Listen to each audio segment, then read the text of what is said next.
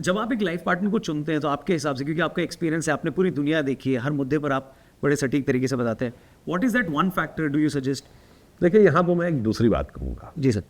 किसी भी व्यक्ति से पूछिए कि भाई तुम्हारे मन में कभी ये भाव तो नहीं आता कि अमुक व्यक्ति ये लड़का ज़्यादा अच्छा दिख रहा, काश मेरा बच्चा ये होता ना, मेरा ही बच्चा सबसे अच्छा है, मेरा बेटा या बेटी अच्छी है। हम किसी दूसरे बच्चे को देख के नहीं कहते काश ये मेरा बेटा होता। मेरे माँ बाप सबसे अच्छे हैं, मैं किसी दूसरे को देख के नहीं कहता कि काश ये मेरे फादर होते, ये मेरी मदर होती।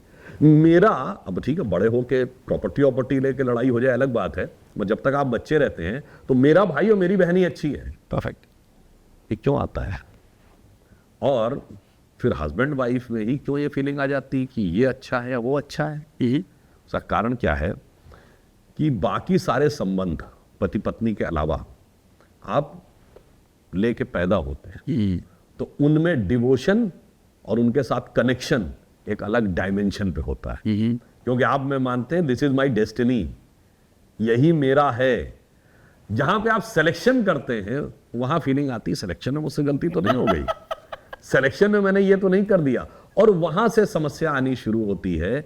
इसलिए मेरा मानना है, और मैं ये भी बात बता दूं, किसी को गलतफहमी नहीं रहना चाहिए। अगर आप बिल्कुल साइंटिफिकली देखें तो कोई भी व्यक्ति कहता ना कि मुझे अपनी एक्सपेक्टेशन के अकॉर्डिंग ये मेरा लाइफ पार्टनर है, ना, किसी को दूसरे से कोई प्यार नहीं होता।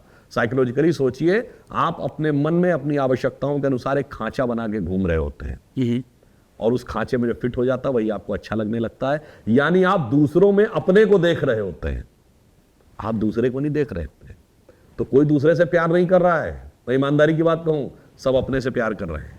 और आजकल की युवा पीढ़ी को यह भी ध्यान रखना चाहिए, ये जो कहते हैं ना आज तो उसके साथ प्रेम चल रहा था और फिर ब्रेकअप हो गया। मैं बहुत साफ कहना चाहता हूं, प्रेम में ब्रेकअप नहीं हो सकता।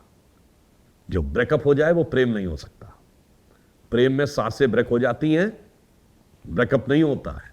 तो बच्चों से मैं कहना चाहूंगा, समझ लो जिसको तुमको ये पूरी मार्केटिंग फोर्सेस और साइकोलॉजिकली तुमको ये प्रेम और प्यार कहने का बात कर रही है, कुछ नहीं है फिजिकल अट्रैक्शन के अलावा। इसीलिए मैं तुमको वसीम बरेली साहब का एक शेर है बड़ा अच्छा, अब वो दिन गए जब मोहब्बत हुआ करती थी जान की बाजी।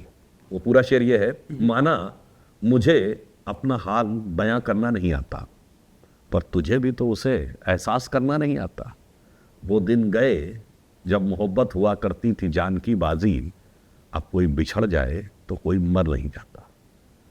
और आज तो उल्टा है, मर नहीं जाता नहीं, मार के काट के टुकड़े में भर के सूटकेस में भर देता है। तो मैं बच्चों से कहूंगा, be very clear about you, very clear about what is love and what is attraction.